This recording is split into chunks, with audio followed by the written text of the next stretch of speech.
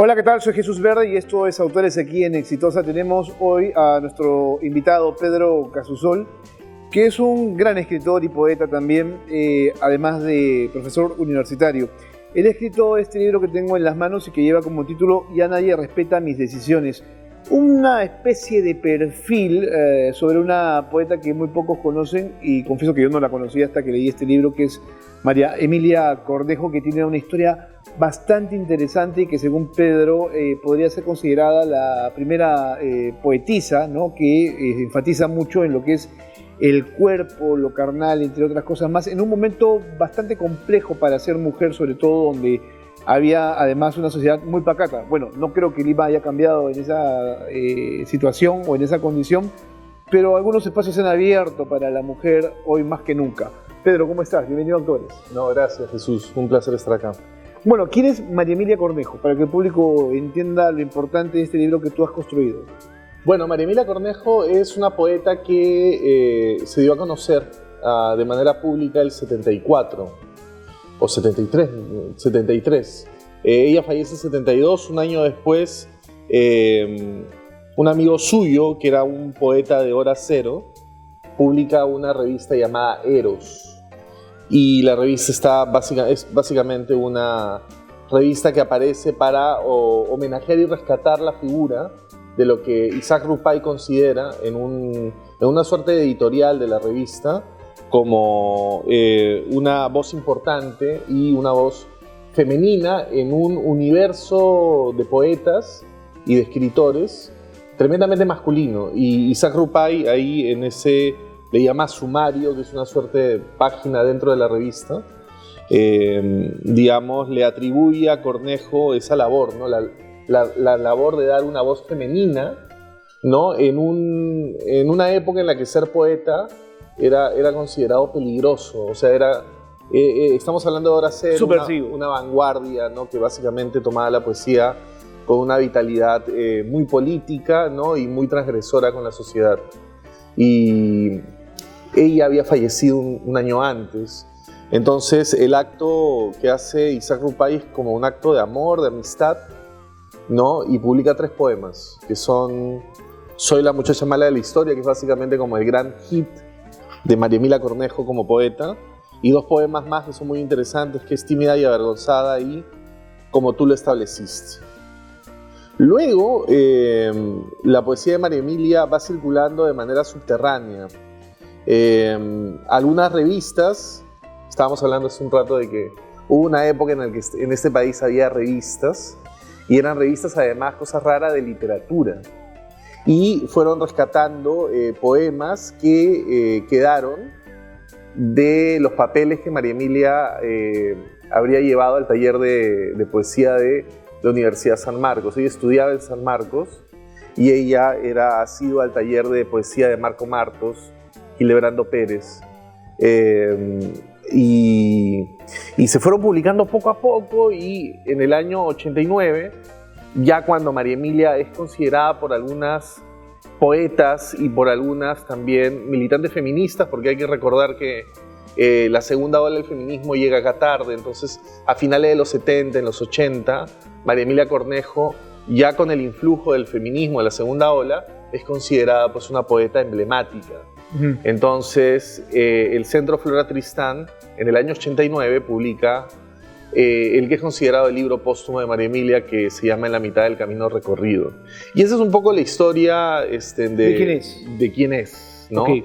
Ahora, la otra pregunta a colación es ¿por qué la eliges? ¿Por qué eliges tú construir un perfil, ¿no?, de quien pues en su momento no fue de todo valorada, como bien lo has señalado? Claro. Es interesante porque yo soy narrador, entonces yo soy periodista, entonces también siempre me interesó buscar temas en los que pudiera, digamos, aplicar, digamos, una investigación y una recreación de la realidad a través de un texto narrativo. Y por mi afición, a mí me gustan mucho los poetas. Siempre intenté hacer un trabajo así con algunos poetas. O sea, el primero que probablemente intenté es otro poeta muy desconocido que se llamaba Claudio Bachuk, que tuvo una historia un poco trágica. Él falleció muy joven también, en los años 90. Intenté hacerlo, pero no me salió. Al final esa investigación la incluyo en un trabajo, pero de ficción, que publiqué después. Luego lo intenté hacer con un poeta que es mi poeta favorito, que es Allen Ginsberg, en un trabajo de investigación que terminó siendo muy extenso y que recién estoy aterrizando y que probablemente se convierta en un libro más adelante. Todavía estoy un poco en ese proceso, pero es un proyecto que tengo desde hace muchos años. Y de ese proyecto de Allen Ginsberg salió un ensayo que me llevó a otros países. Y estaba en Chile. Y en Chile, conversando con amigos, por algún motivo viene a mi cabeza María Emilia Cornejo y le cuento a unos amigos, poetas, escritores, acerca de esta figura de María Emilia Cornejo, una poeta que fue considerada símbolo o precursora de cierto tipo de poesía, ¿no? Y que terminó siendo un símbolo del movimiento feminista, y que además, cuando yo te estoy contando de hace 10 años lo que ocurrió en Chile, en esa época ya había pasado lo que yo le llamo el affair María Emilia Cornejo, que fue una controversia en torno a sus poemas que algunos poetas consideraban superiores y que habrían sido intervenidos, editados, ¿no? La eterna discusión sobre lo póstumo, ¿no? Sí, más que sobre lo póstumo, ocurrió algo concreto, y es que un poeta de esa época, de la época de María Emilia, en el año 2009 salió y dijo de que los poemas que publicó Isaac Rupay habían sido intervenidos, modificados, reestructurados, y que en realidad toda la figura que se había hecho de esta poeta era una mentira, porque en verdad dos hombres, él y su amigo Elqui Burgos, habían manipulado, reestructurado los poemas, y eso generó una serie de respuestas, puyazos, en medios, en revistas, en blogs, porque estamos hablando del año entre el 2007 y el 2008, ¿no? En donde claramente José Rosas Ribeiro, que falleció hace ya un par de años, muy como acorde a su carácter, quería pues molestar, por no poner un adjetivo más. Es interesante toda la controversia que se arma en medio de una persona, ¿no? De una persona que además falleció. Y de una personalidad, y claro, que falleció muy joven. Muy joven. Ella acaba de cumplir 23 años. Y ella, o sea, lo que yo trato de hacer en el libro es un poco contar su historia, pero también poner en contexto una discusión literaria que me parece que vale la pena volver a ella, porque no solo para dilucidar, sino para entender cómo es el proceso literario, cómo es el proceso creativo. ¿Por qué? Porque María Emilia Cornejo, y yo creo que eso es algo que hay que repetirlo, y es algo que yo he tratado de hacer en los trabajos que he hecho sobre ella.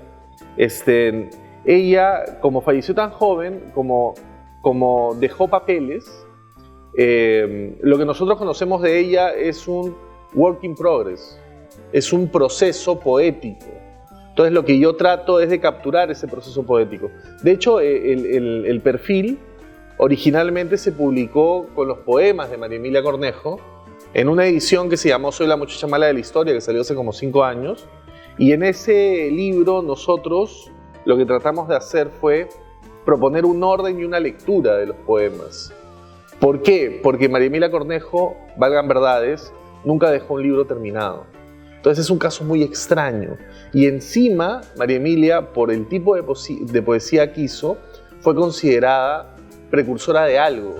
Y además símbolo de un movimiento que ahora ha estado muy en boga, el feminismo, la tercera ola, etc. A mí me parece súper interesante el libro, porque claro, pones a una persona que Tú muy bien lo has señalado, que no tenía esta producción de libros, pero sí tenía un contenido que era valioso, ¿no es cierto? Sí. Y la traes nuevamente a una época donde hay nuevamente esta discusión respecto a quiénes somos o quiénes fuimos y quiénes sumaron justamente a cierto nivel de identidad, ¿no? Claro. Que es lo que nos está faltando a veces. Yo valoro aquí el hecho de que no solamente está muy bien contado el perfil, sino que además haces uso de algunos poemas de ella que son bastante bonitos. Sí. Que son muy carnales, que son muy personales además, porque estamos hablando de sexualidad. Sí, de hecho, tú me preguntaste hace un rato el motivo por el cual yo elijo a María Emilia Cornejo. Y dije, yo leo a María Emilia Cornejo cuando soy joven. O sea, hubo un clic, como le llamaban antes, cuando yo tendría, pues no sé, 20, 18 años, no me acuerdo. Estaba en una librería y un amigo poeta, John Martínez, trabajaba en una librería, creo que en la del Arcomar. Y John, pues que sabe de estas cosas, se había metido a los almacenes de la librería y había sacado pues algunos libros que estaban ahí, como siempre ocurre en las librerías, perdidos, pudriéndose básicamente, ¿no? Y saca la edición, porque el Centro Flora Tristán publica María Emilia 3 veces, la edición del 89, que es muy bonita, y saca 2 más en el 2004 y 2006, si no me equivoco, que son unas ediciones largas, bastante delgadas, ¿no? Y me dice, mira, y yo empiezo a leerlo, y me quedo pegado porque, como tú dices, es una poesía muy íntima, muy personal, y yo noto además como una impronta juvenil, ¿no? Que de inmediato, una vez que leí todo el libro, me hizo sentir muy cercano a María Emilia, porque, claro, es su intimidad en versos, ¿no? Y eso yo creo que fue lo que finalmente me llevó muchos años después a intentar sumergirme en su obra y en la medida de lo posible en su vida, ¿no? Aquí hay un poema, por ejemplo: quiero ser la persona, tu mujer que te espere, te acompañe, te reciba, te salude, te despida. Quiero ser la persona, tu mujer. Una persona que, entiendo yo, y según lo que he leído, amaba a profundidad, ¿no es cierto? Que se comprometía mucho con la persona con la que se encontraba. Sí. Y claro, tú cuentas aquí que incluso eso también es un desencadenante para otro tipo de situaciones o emociones dentro de ella misma, ¿no? María Emilia se casó a los 20 años probablemente. Y se separó. No, eso no lo podría decir a ciencia cierta, pero sí hubo una ruptura ahí que probablemente, porque ella se casa y se va a vivir a Caja de Agua. Ella, siendo una chica de clase media, estaba muy comprometida con sus ideales sociales, y ella se vuelve cercana a personajes como Susana Villarán, se vuelve cercana a Denis Sulmon, que fueron un grupo católico de izquierda que decidió vivir de acuerdo a sus ideales y desclasarse.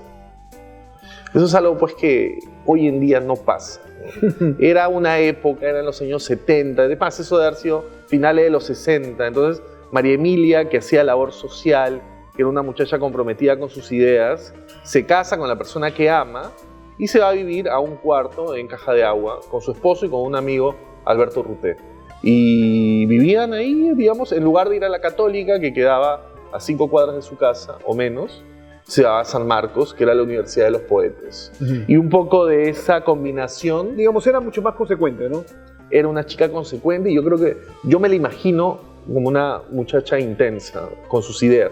De hecho, así la describen como una muchacha que un día, digamos, defendía sus ideas de manera, digamos, vehemente, y al día siguiente la podías encontrar meditabunda caminando en el patio de letras. ¿Qué la termina por partir, ¿no? Para tomar una decisión tan fatal como quitarse la vida? Varias cosas, pero por lo que pude investigar, un aborto, un embarazo que no va bien, y probablemente una ruptura con su esposo. Y eso lo asume en una depresión que no puede superar. Sí, y a eso hay que tomar en cuenta también que empezó a juntarse mucho con los poetas de su tiempo, cuando era cero, ¿no? Entonces, eso probablemente... Yo siempre he pensado que probablemente eso la dividió en dos, ¿no? Entonces, como que no... De repente la sumió en una encrucijada personal que a mí me late, y eso es algo que yo he podido, digamos, un poco rastrear en el cuaderno de poesía que descubrimos, porque dentro de la investigación aparece un cuaderno donde están sus poemas, y un poco los poemas emblemáticos de María Emilia Cornejo los encontramos en ese cuaderno que en la investigación lo llamamos el cuaderno de francés, porque en ese cuaderno apuntaba una clase de francés. Y en el cuaderno de francés encontramos poemas escritos a manos desde mayo del 72 hasta una fecha cercana a la fecha en la que toma la decisión, y vemos que hay un cambio en su registro poético. O sea, empieza primero a ser más sexual, más explícito, y hay digamos, una búsqueda y una suerte de no sé cómo explicarlo, una suerte de deterioro anímico probablemente, ¿no? Yo mira, en mi locura, llegué a contactar a la psicóloga. Ella estaba tomando pastillas y hablé con la psicóloga. Bueno, hablé brevemente por teléfono, luego, o sea, le pedí una entrevista, ¿no? Pero obviamente yo sabía que no iba a resultar porque una persona... un médico pues tiene un secreto profesional, ¿no? Entonces... Bueno, has hecho un trabajo bastante interesante para poder construir el perfil de María Emilia, ¿no? Pero te digo lo que sí me alcanzó esta psicóloga, que es una persona muy reconocida. Me mandó por correo los síntomas de la depresión. Básicamente diciéndome, bueno, eso fue lo que le pasó. Bueno, la depresión te lleva a muchas decisiones, ¿no? Sí. Y te lleva a otros niveles de creación también. Exacto, sí. Tú sabes que Sabina decía algo así como que él necesitaba su vida pasada para seguir creando, y ahora que tiene una nueva vida donde pues tiene una familia y todo lo demás, ya no es lo mismo, ¿no? Los tiempos cambian. Martos decía de que la poesía es básicamente el significado de la historia en la cual se desarrollan los hechos, ¿no? Sí. Bueno, yo considero que la poesía, mira, yo en la verdad, no escribo poesía desde que era adolescente probablemente. Y yo que he hecho una maestría en la Universidad San Marcos, en la época más o menos en la que estaba buscando aterrizar esa investigación, me metí a estudiar una maestría en San Marcos. Entonces caminaba pues, por los pasillos donde María Emilia había estado. De hecho, tuve taller de poesía dentro de la maestría con Marco Martos, ¿no? Yo siento que la poesía es algo así como el magma, de donde salen después de donde podrían, si tú quieres, ¿no? Salir las islas y las tierras, que son la creación literaria ya más concreta, ¿no? Pero la poesía debe ser ese fuego que te quema. Y yo creo que eso fue un poco lo que le pasó a María Emilia de alguna manera, ¿no? Bien. Ahora, para terminar, debo decir, y eso es algo que yo siempre trato de incidir en ello, de que en realidad no sabemos si María Emilia hubiera querido publicar lo que conocemos de ella. Creo que un poco por eso el libro se llama así. Ya nadie respeta mis decisiones. Sí. Bueno, Pedro, muchas gracias por estar aquí en Autores. No, al contrario, gracias a ti, Jesús, un placer. Bien, el libro ya está a disposición de ustedes en las librerías, imagino, ¿no es cierto? En Sur, en Virrey, en fin, en todas las librerías donde se vende poesía o buena literatura. Ya nadie respeta mis decisiones. He dejado que Pedro se explaye en el perfil de María Emilia Cornejo, que es una gran poetisa, la verdad. Tienen que leer este libro, no solamente por su historia, sino por el contenido, ¿no? De lo que a ella finalmente le terminaba por emocionar y por darnos estas poesías que creo yo son de importante relevancia en su momento y que cobran vigencia aún ahora. Entonces, ya nadie respeta mis decisiones, de Pedro Casusol. Léanlo, consúmanlo, ¿no? Y luego disfrútenlo. Nos vemos. Hasta luego.